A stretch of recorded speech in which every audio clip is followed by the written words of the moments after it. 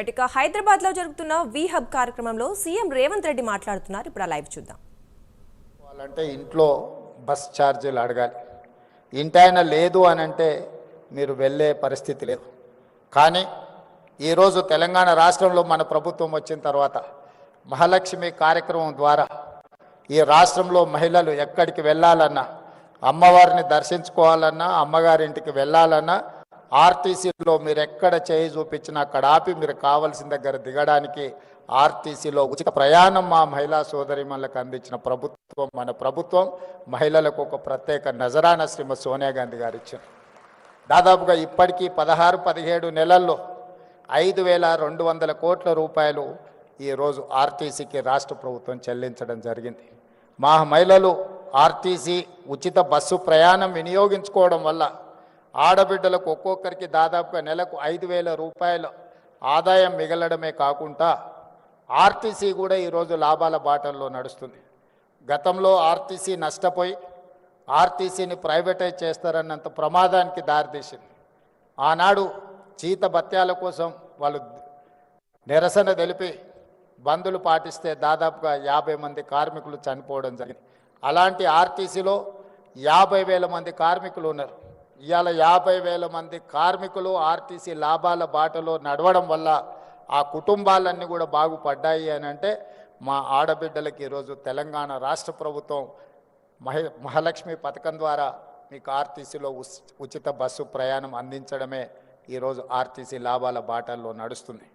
ఇదే కాదు, ఈరోజు ఆడబిడ్డలకు 500 రూపాయలకు సిలిండర్ అందించిన ఈరోజు గ్రామీణ ప్రాంతాలలో ముఖ్యంగా తండాలలో గూడాలలో ఉన్న ప్రభుత్వ పాఠశాలలు అమ్మ ఆదర్శ పాఠశాల పేరు మీద పాఠశాల నిర్వహణ పెత్తనం అంతా కూడా ఈ అమ్మల చేతుల్లో పెట్టాం. ఎందుకంటే గ్రామీణ ప్రాంతాలలో చదువుకుంటున్న పిల్లలు వాళ్ళ పిల్లలే, మరి వాళ్ళ పిల్లలు స్వయంగా చదువుకుంటున్న పాఠశాలల నిర్వహణ ఆడబిడ్డల చేతుల్లో ఉంటే బాగుంటుంది అన్న ఆలోచనతోటి అప్పటి వరకు ప్రైవేట్ వ్యక్తుల చేతుల్లో ఉన్న ఈ పాఠశాలల్ని ఈరోజు అమ్మ ఆదర్శ పాఠశాల పేరు మీద ఆడబిడ్డలకి అందుబాటులోకి తెచ్చినాం. ఇదే కాదు, ఈరోజు దాదాపుగా 1,30,00,000 డ్రెస్సులు ప్రభుత్వ పాఠశాలల్లో చదువుకుంటున్న విద్యార్థులకు కుట్టించే బాధ్యత. గతంలో ఇవన్నీ కార్పొరేట్ కంపెనీలకు ఇచ్చేది, కానీ మన ప్రభుత్వం వచ్చిన తర్వాత పాఠశాలల్లో చదువుకుంటున్న ప్రతి విద్యార్థికి బట్టలు కుట్టే కార్యక్రమాన్ని మహిళా సంఘాలకు అందించడం ద్వారా ఈరోజు మహిళల్ని ఆర్థికంగా నిలబెట్టడమే కాదు, స్థానికంగా స్కూళ్ళు తెరిచిన మొదటి రోజే 65 లక్షల డ్రెస్సులు కుట్టి విద్యార్థులందరూ కూడా అందించడం జరిగింది. గతంలో ఎప్పుడు కూడా అక్టోబర్ నవంబర్ వస్తే కానీ వాళ్ళకి బట్టలు ఇచ్చేవాళ్ళం కాదు. కానీ మహిళలకు ఆ బాధ్యత అప్పచెప్తే ఈరోజు సరైన సమయంలో మహిళలు ఈరోజు ఆ పాఠశాలలు ఉండే విద్యార్థులకు బట్టలు స్టిచ్చింగ్ చేసి ఇస్తున్నారు. అదేవిధంగా ఈరోజు పాఠశాలల్లో పెట్టే మధ్యాహ్న భోజన పథకం కావచ్చు, రెసిడెన్షియల్ అండ్ వెల్ఫేర్ స్కూల్స్లో ఎస్సీ ఎస్టీ బీసీ మైనారిటీ, అదేవిధంగా కస్తూర్బా పాఠశాలలో కూడా నిన్నమన్ననే నేను సమీక్ష చేసి అధికారులకు ఆదేశాలు ఇచ్చిన. ప్రైవేట్లో కొనుగోలు చేస్తున్న కూరగాయలు కావచ్చు, పాలు కావచ్చు, ఇతర నిత్యావసర వస్తువులు అన్నిటిని కూడా మహిళా సంఘాల నుంచే కొనాలి, మహిళా సంఘాలను వ్యాపారంలో ప్రోత్సహించాలని ఆలోచనతోటి ఈరోజు మహిళలకే అందించడం జరిగింది. ఇంతకుముందు దివ్య రాజేంద్రన్ గారు చెప్పినట్టు పెట్రోల్ వ్యాపారము అని అంటే పెట్రోల్ బంకులు అంటే రిలయన్స్ గుర్తొస్తుంది, సోలార్ పవర్ అంటే అంబానీ గుర్తొస్తాడు.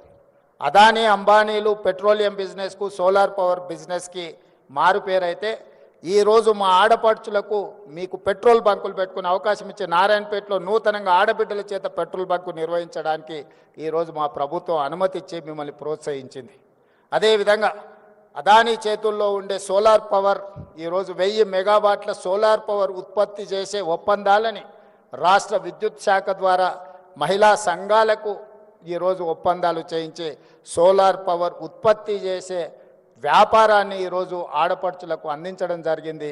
ఈరోజు అదానీలతో అంబానీలతో పెట్రోల్ బంకుల వ్యాపారం నుంచి మొదలు పెడితే సోలార్ పవర్ జనరేట్ చేసే వ్యాపారాల వరకు ఈరోజు ఆడబిడ్డల చేతుల్లో పెట్టినాం. ఇదే కాదు, ఈరోజు హైటెక్ సిటీ లేకపోతే రాయదుర్గం ప్రాంతం వెళ్తే విప్రో, ఇన్ఫోసిస్, మైక్రోసాఫ్ట్ లేదా మల్టీనేషనల్ కార్పొరేట్ కంపెనీల ఆఫీసులు సంస్థలు ఉన్నాయి. అక్కడ వ్యాపారం చేయాలన్నా చిన్న కొట్టు పెట్టుకోవాలంటే కూడా కోట్ల రూపాయలు కావాలి. అలాంటి హైటెక్ సిటీ పక్కనే 3.5 ఎకరాల స్థలాన్ని ఈరోజు మహిళా సంఘాలకు ఇచ్చి వాళ్ళు ఉత్పత్తి చేసే వస్తువులను అక్కడ మార్కెట్ చేసుకోవడానికి 106 స్టాల్స్ను పెట్టి 3.5 ఎకర్స్ 100 కోట్ల రూపాయలు ఉన్న భూమిని ఈరోజు మహిళా సంఘాలకు ఇందిరా మహిళా శక్తికి ఈరోజు మనం కేటాయించడం జరిగింది. మీరు గర్వంగా మీ ఆఫీస్ అడ్రస్ ఎక్కడా, లేకపోతే మీ కార్పొరేట్ ఆఫీస్ ఎక్కడా అని అంటే హైటెక్ సిటీ అని విప్రో, ఇన్ఫోసిస్, మైక్రోసాఫ్ట్ ఎట్లా చెప్పుకుంటుందో మా ఆడబిడ్డలు కూడా, మాకు కూడా అక్కడనే ఆఫీస్ ఉంది. మీ ఆఫీసు ఎకరంలోనే ఉంటే మా ఆఫీసు 3.5 ఎకరాలలో ఉందని మీరు మహిళలు గొప్పగా చెప్పుకునేటట్టు ఈరోజు మహిళల ఆత్మగౌరవాన్ని పెంచాలి అని హైటెక్ సిటీలో 3.5 ఎకరాల స్థలం ఇవ్వడమే కాకుండా అద్భుతమైన ఈరోజు మీకు అక్కడ మీ వస్తువులను ప్రదర్శించడానికి అవకాశం ఇచ్చినాం. మొన్న జరిగిన భారత్ సమ్మిట్లో ప్రపంచ దేశాల నుంచి వ్యాపార దిగ్గజాలు ఎంతోమంది వస్తే కూడా మీ దగ్గరకు వచ్చి చూసి వెళ్ళినారు. ఇప్పుడు హైదరాబాదు నగరంలో జరుగుతున్న ప్రపంచ మిస్ వరల్డ్ కాంపిటీషన్స్లో ఉండేవాళ్ళు కూడా నాకు తెలిసి 21 తారీఖు రోజు మీ దగ్గరికి ఇందిరా మహిళా శక్తి స్టాల్స్ చూడడానికి, ప్రపంచంలో ఉండే వాళ్ళందరూ మీ స్టాల్స్ చూడడానికి 21 తారీఖు రాబోతున్నారు. ఈ రకంగా అది పెట్రోలియం బిజినెస్ కావచ్చు, సోలార్ పవర్ బిజినెస్ కావచ్చు, లేకపోతే కార్పొరేట్ స్కూల్స్ నడిపినట్టుగా గవర్నమెంట్ స్కూల్స్ నడిపే విషయంలో కావచ్చు, ప్రతి దగ్గర ఈరోజు ఆడబిడ్డల్ని ప్రోత్సహించాలి, ఆడబిడ్డల్ని ఆర్థికంగా నిలబెట్టాలి. ఆడబిడ్డలు ఆర్థికంగా నిలబడ్డప్పుడే రాష్ట్ర ప్రభుత్వం యొక్క ఆర్థిక పురోగతి ముందుకు వెళ్తుందని సంపూర్ణంగా మా ప్రభుత్వం విశ్వసిస్తున్నది. అందుకే వి హబ్కి సీతన్ సీఓగా నియమించిన తర్వాత తీసుకుంటున్న కార్యక్రమాలను కూడా రాష్ట్ర ప్రభుత్వం సంపూర్ణంగా ప్రోత్సహిస్తుంది. ఈరోజు ఇక్కడికి వచ్చిన మహిళలందరికీ నా సూచన ఒకటే, సర్ప్ కావచ్చు, మెప్మా కావచ్చు, 67 లక్షల మంది